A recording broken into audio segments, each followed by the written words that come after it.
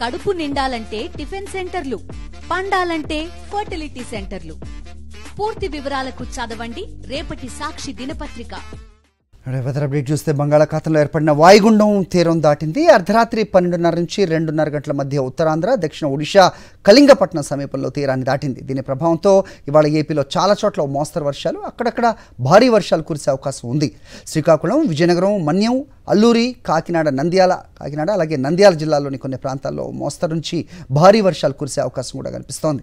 ఏలూరు, కృష్ణా, ఎన్టీఆర్, గుంటూరు, బాపట్ల, పల్నాడు, కర్నూలు, నంద్యాల జిల్లాల్లోని కొన్ని ప్రాంతాల్లో మోస్తరు నుంచి భారీ వర్షాలు కురిసే అవకాశం ఉంది.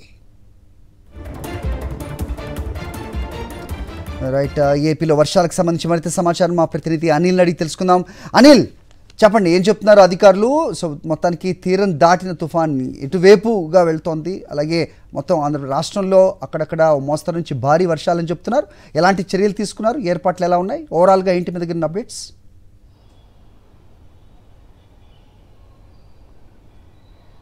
అర్ధరాత్రి 12:30 నుంచి 2:30 మధ్యలో ఉత్తరాంధ్ర, దక్షిణ ఒడిశా మధ్యలో ఉన్నటువంటి కళింగపట్నం వద్ద వాయుగుండం తీరం దాటినట్టుగా ఇప్పటికే వాతావరణ శాఖ అధికారులు వెల్లడించారు. అయితే వాయువ్య దిశగా పయనిస్తుంది. ప్రస్తుతం పూర్తిగా దీని ప్రభావం అంతా కూడా తెలంగాణతో పాటు ఛత్తీస్గఢ్పై ఉంటుందని అధికారులు అంచనా వేస్తున్నారు. అక్కడ మరో 3 రోజుల పాటు భారీ వర్షాలు కురిసేటువంటి సూచనలు కనిపిస్తున్నాయని వాతావరణ శాఖ అధికారులు వెల్లడించారు. అయితే ఇటు ఏపీ విషయానికి వస్తే కనుక ఇప్పటికే పెద్ద ఎత్తున గడిచిన 5 రోజులుగా కురుస్తున్నటువంటి వానలకు ఏపీలోని చాలా ప్రాంతాలు అతలాకుతలమైనటువంటి పరిస్థితి. ఈ రోజు కూడా కొన్ని చోట్ల భారీ వర్షాలు ఉంటాయని వాతావరణ నిపుణులు అంచనా వేస్తున్నారు. ఇటు శ్రీకాకుళం, విజయనగరం, పార్వతీపురం, మన్యం జిల్లా, అల్లూరి సీతారామరాజుతో పాటు దక్షిణ కోస్తా జిల్లాలైనటువంటి కృష్ణా, ఎన్టీఆర్, గుంటూరు, పల్నాడు, అలాగే ప్రకాశం జిల్లాల్లో పెద్ద ఎత్తున వర్షపాతం నమోదవుతుంది. రాయలసీమలో చూసుకున్నట్లయితే కనుక నంద్యాల, కర్నూలు జిల్లాల్లో పెద్ద ఎత్తున వర్షపాతం కురిసేటువంటి అవకాశం ఉంటుందని వాతావరణ నిపుణులు అంచనా వేస్తున్నారు. అయితే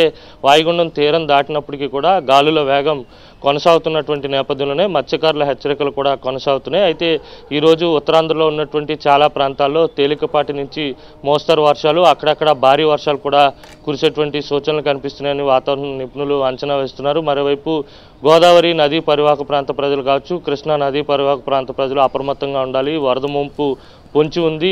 రివర్ క్యాచ్మెంట్ ఏరియాస్లో పెద్ద ఎత్తున వర్షపాతం నమోదైనటువంటి కారణంగా లోతట్టు ప్రాంతాలన్నీ కూడా ఇప్పటికే జలమయమయ్యాయి. అలాగే వరద కూడా పెద్ద ఎత్తున వచ్చేటువంటి సూచనలు ఉన్న నేపథ్యంలో ఆ ప్రాంత ప్రజలంతా అప్రమత్తంగా ఉండాలని వాతావరణ నిపుణులు హెచ్చరిస్తున్నటువంటి పరిస్థితి. మరోవైపు చూసుకున్నట్లయితే కనుక మరొక రోజు అంటే ఈరోజు, రేపు కూడా ఈ వర్షాలు కొనసాగేటువంటి అవకాశం ఉంది. తర్వాత క్రమంగా సాధారణ వాతావరణ పరిస్థితులు అయితే కనిపించేటువంటి సూచనలు కనిపిస్తున్నాయి. తొలుత అల్పపీడనం ఏర్పడినప్పటి నుంచి కూడా వర్షపాతం పెద్ద ఎత్తున ఉత్తరాంధ్రలో నమోదవుతూ వస్తుంది. ఉత్తరాంధ్రతో పాటు వాయుగుండం తీరానికి దగ్గర అయ్యే కొద్దీ ఇటు దక్షిణ కోస్తా జిల్లాలతో పాటు ఉభయ గోదావరి జిల్లాల్లో పెద్ద ఎత్తున వర్షపాతం నమోదైంది. అయితే రేపు కూడా ఈ వర్షాలు కొనసాగేటువంటి సూచనలు స్పష్టంగా కనిపిస్తున్నాయి. హరి, వాయుగుండం ప్రభావంతో చాలా చోట్ల రోడ్లన్నీ కూడా జలమయమయ్యాయి. అలాగే వాగులు, వంకలు పొంగి పొర్లుతున్నాయి. ఏజెన్సీ ప్రాంతాల్లో పెద్ద ఎత్తున వర్షపాతం నమోదైనటువంటి నేపథ్యంలోనే భారీ వృక్షాలు నేల కొరిగి అనేక ఇబ్బందులు తలెత్తున్నటువంటి పరిస్థితి. ఇప్పటివరకు